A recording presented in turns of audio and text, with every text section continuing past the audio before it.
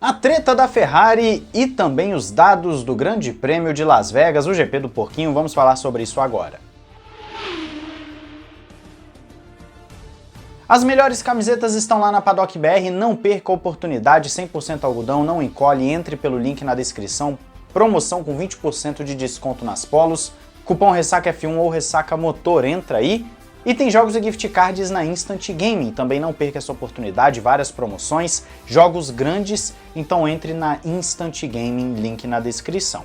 Olá amigo do Ressaca Motor, seja bem-vindo a mais um vídeo, eu sou Matheus Pucci, temos alguns dados para passar para vocês, eu disse que nós teremos uma análise um pouquinho mais profunda do que aconteceu nesse grande prêmio, e eu quero começar com o seguinte, a temperatura do asfalto e a temperatura ambiente. Por que esse dado é importante? Nós conseguimos compreender como que a Mercedes foi rápida nesse grande prêmio de Las Vegas. É um carro que durante toda a temporada tem se mostrado melhor em temperaturas baixas. E esse gráfico, conforme você vê que inclusive vai diminuindo a temperatura ao longo da corrida, nós temos essa clara ideia de que a Mercedes muito provavelmente performou bem por causa da temperatura. Claro, o carro estava bem ajustado, o Russell fez uma excelente corrida, o Hamilton também.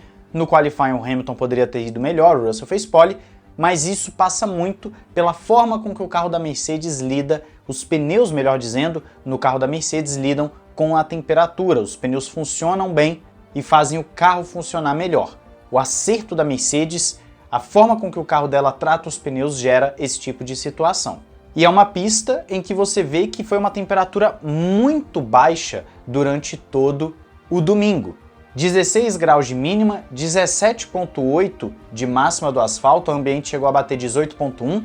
É raro de você ver isso ao longo da temporada. Geralmente está batendo 30, às vezes até 40 graus. Então foi uma temperatura muito baixa, o que o pessoal está brincando falando que a Mercedes é o carro da neve. Você precisa entregar a ela algo bem próximo de zero para poder estar andando bem. Então aqui você já compreende todo o cenário da Mercedes na corrida. Os dados dos pneus, que são bem legais, que a Pirelli coloca para nós, quem mais andou de pneus duros foi o Magnussen e também o Ocon, 33 voltas cada um. A volta mais rápida foi do Lewis Hamilton, 1:35.480, mais para o final da prova, na volta 41, estava com 15 voltas de vida o pneu do Hamilton naquele momento. Já os médios, quem mais andou foi o Bottas, 18 voltas, e a volta mais rápida foi do Colapinto, 1:37.866, na volta 25 ele tinha 9 voltas de vida naquele pneu. E com os pneus macios, o maior stint foi de Alonso e também de Ocon, 4 voltas cada um, a volta mais rápida foi do Norris, 1:34.876, você vai ver que a volta ali estava como quinta volta do pneu, provavelmente porque esse pneu já era usado, ele colocou o pneu usado e aí conta o tempo total que esse pneu tem de vida no gráfico. E aqui os dados de pit stop, que conforme citei no vídeo de primeiras impressões, as duas paradas foram a regra, coisa que não se espera de uma pista de rua. A regra geralmente é uma parada, então duas paradas seriam exceção. E aí você vê, por exemplo, o Russell andando sempre com pneus usados, claro, usado ali de uma volta, mas sempre os 3 stints dele com pneus usados. Você tem o Hamilton usando no primeiro stint um pneu novo, o Sainz usou pneus zerados a corrida inteira, assim como Leclerc, Verstappen. O Norris usou, como disse, o macio usado mais para o finalzinho. O importante que eu quero que você repare é como os pitstops foram cedo na corrida. Em 50 voltas, você tinha gente parando com os pneus médios na volta 9. Não era para ser assim. O Alonso para com seus macios na volta 4, inclusive uma estratégia que rendeu a ele a possibilidade mais para frente de buscar brigar por pontos. O que acontece é que essa dinâmica dos pneus deu um ar a mais para a corrida. Ela foi bem mais agitada e animada do que a gente esperava. E isso é muito bom, óbvio, fico feliz com isso. Então você vê claramente que só fez uma parada, basicamente, quem abandonou, que foi o caso de Albon e também de Gasly. Daqueles que permaneceram na pista até o final, Magnussen conseguiu arriscar uma paradinha, mas não foi o suficiente para chegar nos pontos. E aqui, claro, tem os dados de ritmo de corrida. Primeiro, o piloto mais rápido de cada equipe. Eu quero que você repare que o Russell foi o mais rápido em média da Mercedes, assim como o Sainz foi o mais rápido em média da Ferrari e também o Verstappen o mais rápido em média da Red Bull. E aí, claro, os demais pilotos e suas respectivas equipes. O Stroll foi mais rápido que o Alonso em média, o Zhou foi mais rápido que o Bottas, o Ocon foi mais rápido que o Gasly, mas aí fica um comparativo até um pouco estranho, né? De qualquer forma, George Russell mereceu a vitória porque ele foi o mais rápido. Ele foi um cara que andou muito tranquilamente, teve um Sunday Drive, administrou muito bem, não correu riscos, foi uma exibição perfeita do George Russell ao longo do domingo.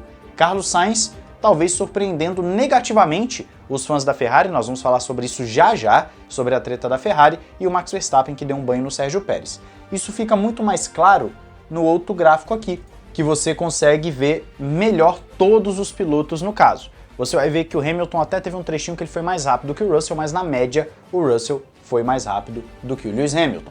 Leclerc e Sainz tiveram performances muito próximas, com o Sainz levando uma média um pouco melhor e o Verstappen sendo muito superior ao Sérgio Pérez, enquanto o Norris e o Piastri tiveram uma média parecida, só que o Norris teve um período específico da corrida em que ele foi bem mais rápido.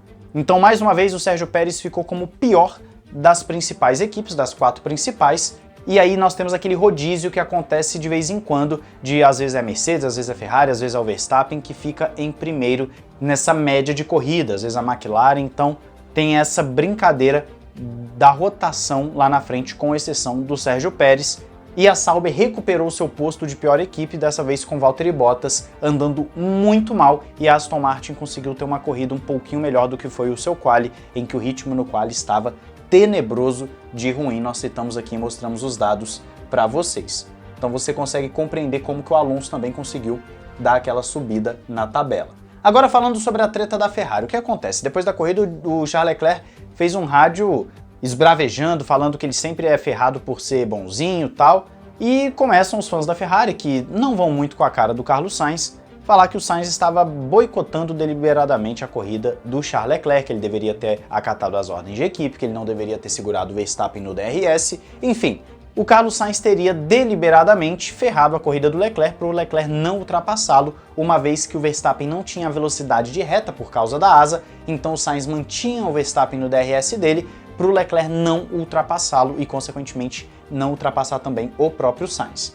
Só que aí nós temos alguns detalhes aqui bem interessantes, que eu vou deixar na descrição o link para vocês, de toda a descrição do que foram os rádios do Carlos Sainz ao longo da corrida e também da performance dele, de onde ele tirou o pé e de onde ele não tirou o pé.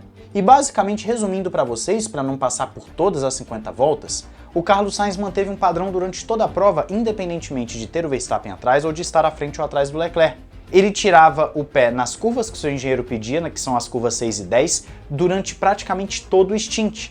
E só nas últimas 3, 4 voltas de cada stint, Carlos Sainz acelerava tudo nessas curvas, muito provavelmente para criar o gap para entrar nos boxes, ou então no último stint, para ter aquela segurança no finalzinho da sua prova. Então não há nada em termos de telemetria que indique um Carlos Sainz fazendo algo diferente no momento em que eles estavam no final da prova, com o Verstappen entre ele e o Leclerc. Não tem nenhum elemento na telemetria. Por outro lado, eu não posso ser ingênuo de achar que o Carlos Sainz não pode ter feito de propósito para manter a sua posição de uma forma mais segura, já que, repito, Verstappen não tinha velocidade de reta para ultrapassá-lo. O rádio do Leclerc me parece meio que ingenuidade da parte dele. Ele está correndo na categoria ápice do automobilismo mundial, em que é uma guerra nos bastidores, sempre foi e sempre será. O companheiro de equipe dele está demitido desde antes de começar a temporada. Ele está pedindo para ser bonzinho ou está sendo bonzinho com ordens de equipe numa equipe que é conhecida justamente por não ser bonzinho ao longo de sua história e por isso conquistou os títulos que conquistou. Então o Charles Leclerc está um pouco ingênuo, achando que Fórmula 1 é uma casinha de amigos, porque não é. O Lando Norris aprendeu, ou pelo menos eu espero que tenha aprendido isso, com o Verstappen dando um banho nele nessa temporada, enquanto ele estava com o negócio de ser bonzinho, e o Charles Leclerc sempre se ferrando e vai ter que se ferrar até aprender, porque o Leclerc, repito, é extremamente rápido, já falei isso inúmeras vezes aqui, é um piloto qualificadíssimo para ser um futuro campeão mundial, porém precisa parar com algumas meninices, e esse negócio de confiar na Ferrari cegamente é um desses problemas. O Carlos Sainz mesmo, por vezes, tem que mudar a estratégia da equipe, e ó que a Ferrari tentou ferrar a corrida dele. Teve aquele lance dos boxes, que ele tá indo para os boxes e sai de última hora, porque a equipe faz aquele esquema do entra, não entra, com o Carlos Sainz. Então, na prática, o Charles Leclerc precisa aprender a não ser bonzinho. Na telemetria não há nada que indique algo diferente do Carlos Sainz. Mas eu não posso também dizer que ele não estava pensando nessa possibilidade. Olha, o Verstappen está aqui, eu não vou pisar tudo na curva 6 e 10, eu vou continuar fazendo como antes, para o Verstappen permanecer entre eu e o Leclerc e assim não ser ultrapassado. Eu quero saber a sua opinião, a sua visão, né, sobre isso aí nos comentários. Se você acha que o Carlos Sainz deveria obedecer às ordens de equipe mesmo demitido já da equipe, se você acha que ele fez de propósito, não fez, quero saber a sua análise da corrida, diz aí nos comentários, não esqueça de se inscrever e ativar o sininho para não perder nada e, claro, entrar no Ressaca Express. Um grande abraço, valeu e falou!